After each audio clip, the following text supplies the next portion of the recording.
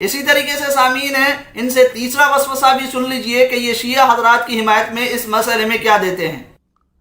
اب مجھے بتائیں، اگر کسی شخص نے جرابیں یا موزے پہنے ہوئے ہیں، وہ تو پاؤں کا مسح کرے اس کا وضو ہو جائے،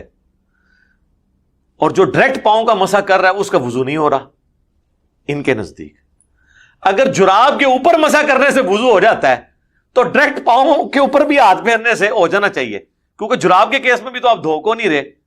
خفین کے کیس میں یعنی موزوں کے کیس میں بھی آپ دھو تو کوئی نہیں رہے۔ اگر دھونا اتنا ضروری ہوتا تو چمڑے کے موزے پہنے میں آپ نے ایک دفعہ دھو کے پہن لیے نا، تو اس کے بعد اوپر سے ہی مسح کر رہے ہیں، اور ایک بندہ اگر ایک دفعہ پاؤں دھو لے اور وہ اوپر سے مسح کرتا رہے تو کیا مسئلہ ہے؟ تو سامعین آپ نے سنا کس طریقے سے انجینئر محمد علی مرزا اب شیعہ حضرات کی حمایت میں اس طرح کی باتیں کر رہے ہیں، اور کہتے ہیں کہ جی اگر کسی شخص نے موزے پہنے ہوئے ہوں اور ان موزوں پر وہ مسح کرے تو اس کا وضو ہو جاتا ہے، تو اسی طریقے سے اگر کوئی شخص بغیر موزوں کے پاؤں پر مسح کرتا ہے تو اس کا بھی وضو ہو جانا چاہیے، اس کا بھی وضو ہو جانا چاہیے۔ اچھا جی سامعین، حقیقت یہ ہے کہ دین کسی کی عقل کا نام نہیں ہے، دین کسی کے عقل کے تابع نہیں ہے۔ ہم جو موزوں پر مسح کرتے ہیں تو وہ اپنی طرف سے نہیں کرتے، بلکہ نبی علیہ الصلوۃ والسلام کی صحیح احادیث مبارکہ بلکہ متواتر احادیث مبارکہ اس موضوع پر مسح کے متعلق موجود ہیں۔ اسی وجہ سے ہم کہتے ہیں کہ اگر کسی شخص نے موضوع پر مسح کیا تو اس کا وضو ہو جائے گا، اور اسی طریقے سے ہم جو کہتے ہیں کہ جی پاؤں دھوئے جائیں گے بغیر موزوں کے، اگر کوئی شخص وضو کرتا ہے تو اس کو پاؤں دھونا ضروری ہے، لازمی ہے، فرض ہے اس کے لیے، تو ہم اپنی طرف سے نہیں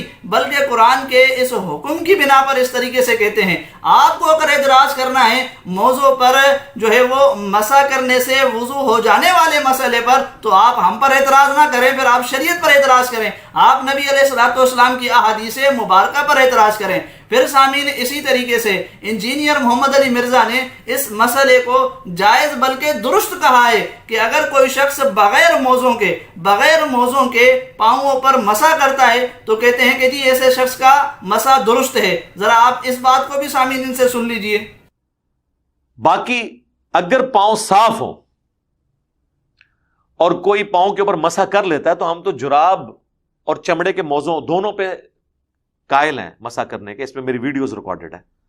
تو ڈائریکٹ بھی اگر پاؤں پہ کوئی مسح کر لیتا ہے تو اس کا وضو درست ہے۔ عبداللہ ابن عباس کے شاگرد اکرمہ، ان سے زیادہ اب کون قرآن جانتا ہے، اور اہل سنت کی کتاب ہے المصنف ابن ابی شیبہ۔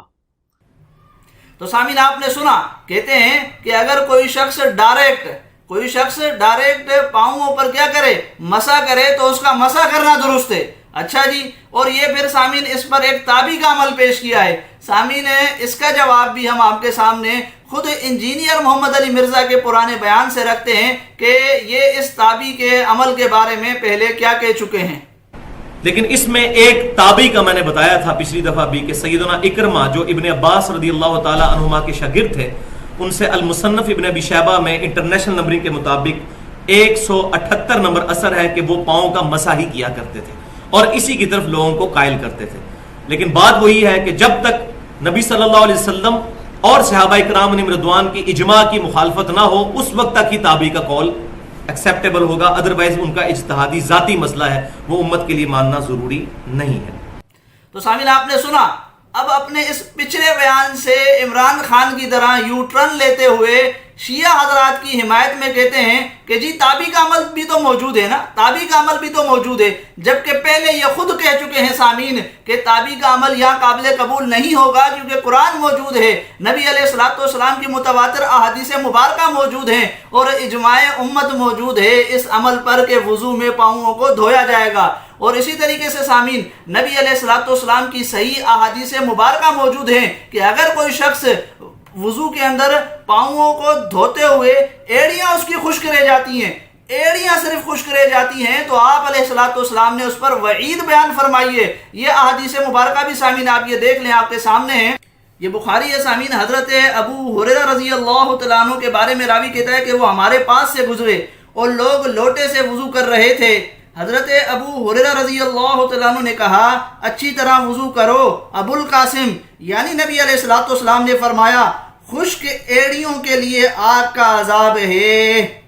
خشک ایڑیوں کے لیے آگ کا عذاب ہے۔ اسی طریقے سے سامعین یہ ایک اور حدیث دیکھ لیجئے مسلم شریف سے کہ حضرت ابو ہریرہ رضی اللہ تعالیٰ عنہ سے روایت ہے کہ نبی علیہ الصلوۃ والسلام نے ایک آدمی کو دیکھا جس نے اپنی ایڑی نہیں دھوئی ہوئی تھی، تو آپ علیہ الصلوۃ والسلام نے فرمایا ایڑیوں کے لیے آگ کا عذاب ہے۔ اسی طرح سامعین یہ روایت حضرت عائشہ رضی اللہ تعالی عنہ سے بھی مروی ہے اور دیگر صحابہ سے بھی مروی ہے۔ اب ان احادیث مبارکہ میں دیکھ لیجئے سامعین، اگر وضو میں پاؤں پر ڈائریکٹ مسا بھی درست ہوتا جیسا کہ انجینئر محمد علی مرزا کہتے ہیں تو نبی علیہ الصلوۃ والسلام یہ وعید بیان نہ فرماتے۔ یہ وعید بیان کیوں فرماتے؟ لیکن سامعین انجینئر محمد علی مرزا ان صحیح احادیث مبارکہ کو بھی نہیں مانتے، شیعہ حضرات کی حمایت میں ان صحیح احادیث مبارکہ کی بھی غلط تعویل کر کے ان کا انکار کرتے ہیں۔ آپ خود سامعین انجینئر محمد علی مرزا سے سن لیجئے۔ لیکن بعض لوگ نہ وہ حدیث لے آتے ہیں بخاری مسلم سے، وہ کہتے ہیں بخاری مسلم میں حدیث ہے ایک سفر کے دوران ایڑیاں خشک رہ گئی تھیں اصحاب کی نا، تو نبی علیہ السلام نے کہا کہ ایڑیوں کی وجہ سے عذاب دیا جائے گا۔ اہل تشیع تو کہتے ہیں یہ حدیث فیبریکیٹڈ ہے کیونکہ قرآن کے خلاف ہے۔ وہ کہتے ہیں کہ حضرت عثمان غنی کے دور میں وضو کا طریقہ بدلا گیا، پہلے وضو کا طریقہ وہی چلتا تھا۔ میں اس حدیث کی تعویل کرتا ہوں کہ سفر کے دوران جو بندہ ریگستان کے سفر میں ہے اور وہ وضو کرنے لگا تو اس کو پاؤں دھونے چاہیے، ایڑیاں اس کی خشک نہیں ہونی چاہیے کیونکہ اس کے تو پاؤں گندے ہیں۔ وہاں پہ شیعہ بھی آپ کو یہ نہیں کہیں گے کہ ڈائریکٹ پاؤں پہ مسا کرو، وہ کہیں گے پہلے پاؤں دھو، تو اس کی تعویل ممکن ہے۔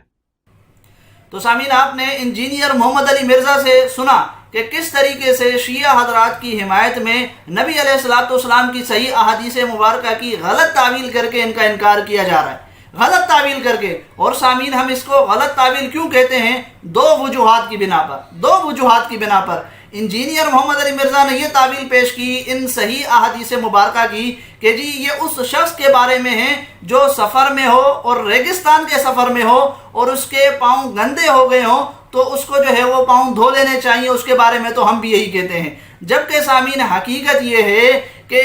نبی علیہ الصلوۃ والسلام کی احادیث مبارکہ آپ کے سامنے ہیں، اس طرح کی کوئی بات ان احادیث مبارکہ میں بیان نہیں ہوئی کہ یہ احادیث مبارکہ اس شخص کے بارے میں ہے جو سفر میں ہو یا جس کے پاؤں گندے ہو گئے ہوں، بلکہ ان حدیثوں کے اندر حکم کو عام رکھا گیا ہے۔ آپ یہ دیکھ لیجئے سامعین، حضرت ابو ہریرہ رضی اللہ تعالیٰ عنہ والی جو بخاری کی حدیث ہے کہ ابو ہریرہ رضی اللہ تعالیٰ عنہ ہمارے پاس سے گزرے اور لوگ لوٹے سے وضو کر رہے تھے۔ اب یہ سفر کی بات نہیں ہے، حضرت ابو ہریرہ رضی اللہ تعالیٰ عنہ نے کہا اچھی طرح وضو کرو۔ ابو القاسم یعنی نبی علیہ الصلوۃ والسلام نے فرمایا خشک ایڑیوں کے لیے آگ کا عذاب ہے۔ مطلقاً بات بیان فرمائیے، عام بات بیان فرمائیے کہ اگر ایڑیاں خشک رہ جائیں تو ان کے لیے آگ کا عذاب ہے۔ یہ نہیں بیان فرمایا کہ جی ایڑیوں کے خشک رہنے کے لیے آگ کا عذاب تب ہے کہ ایک بندے کے پاؤں گندے ہوں یا وہ سفر میں ہو۔ اسی طریقے سے سامعین یہ مسلم کی جو حدیث ہے حضرت ابو ہریرہ رضی اللہ تعالیٰ عنہ سے روایت ہے کہ نبی علیہ الصلوۃ والسلام نے ایک آدمی کو دیکھا، یہ بھی سفر کی بات نہیں ہے، جس نے اپنی ایڑی نہیں دھوئی ہوئی تھی، تو آپ علیہ الصلوۃ والسلام نے فرمایا ایڑیوں کے لیے آگ کا عذاب ہے، ایڑیوں کے لیے آگ کا عذاب ہے۔ تو یہ احادیث مبارکہ کہاں جائیں گی انجینئر محمد علی مرزا؟ ان احادیث مبارکہ میں ایک عام حکم بیان کیا گیا ہے، مطلقاً بات کی گئی ہے، کوئی سفر کی بات نہیں کی گئی۔ ایک وجہ تو سامعین انجینئر محمد علی مرزا نے جو تعویل پیش کی اس کے غلط ہونے کی یہ کہ یہ تعویل ان صحیح احادیث مبارکہ کے خلاف ہے۔ دوسری بات سامعین کہ انجینئر محمد علی مرزا کا مسلم شریف کی جس حدیث کی طرف اشارہ ہے آپ ذرا وہ دیکھ لیجئے۔ یہ آپ کے سامنے سامعین وہ حدیث ہے کہ عبداللہ بن عمر رضی اللہ تعالیٰ عنہ فرماتے ہیں کہ ہم نبی علیہ الصلوۃ والسلام کے ساتھ مکے سے مدینے واپس آئے، راستے میں جب ہم ایک پانی پر پہنچے تو عصر کے وقت کچھ لوگوں نے جلدی کی، وضو کیا تو جلدی میں تھے، ہم ان تک پہنچے تو ان کی ایڑیاں اس طرح نظر آ رہی تھی، انہیں پانی نہیں لگا تھا۔ نبی علیہ الصلوۃ والسلام نے آ کر فرمایا ان ایڑیوں کے لیے آگ کا عذاب ہے، وضو خوب اچھی طرح کیا کرو، وضو خوب اچھی طرح کیا کرو۔ اب سامعین یہ حدیث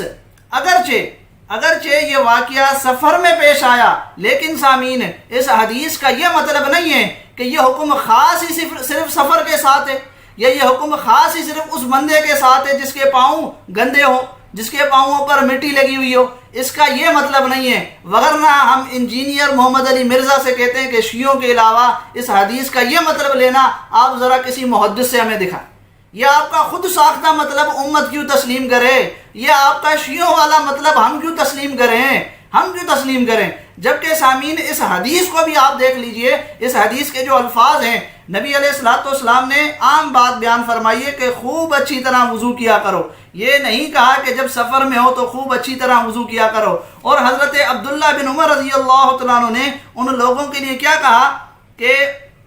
ان لوگوں نے جلدی جلدی میں وضو کیا اور ان کی ایڑیاں اس طرح نظر آ رہی تھی کہ انہیں پانی نہیں لگا تھا۔ یہ نہیں فرمایا کہ ان پر مٹی لگی ہوئی تھی، ان پر مٹی لگی ہوئی تھی۔ یہ بات عبداللہ بن عمر رضی اللہ تعالیٰ عنہ نے نہیں بیان فرمائی۔ تو انجینئر محمد علی مرزا نے سامعین ہے شیعہ حضرات کی حمایت میں ایک غلط تعویل پیش کی، جو تعویل نبی علیہ السلام کی دیگر صحیح احادیث مبارکہ کے بھی خلاف ہے اور اس مسلم والی حدیث کے بھی خلاف ہے جو انجینئر محمد علی مرزا عوام الناس کو بتلا کر مغالطہ دینے کی کوشش کر رہے ہیں۔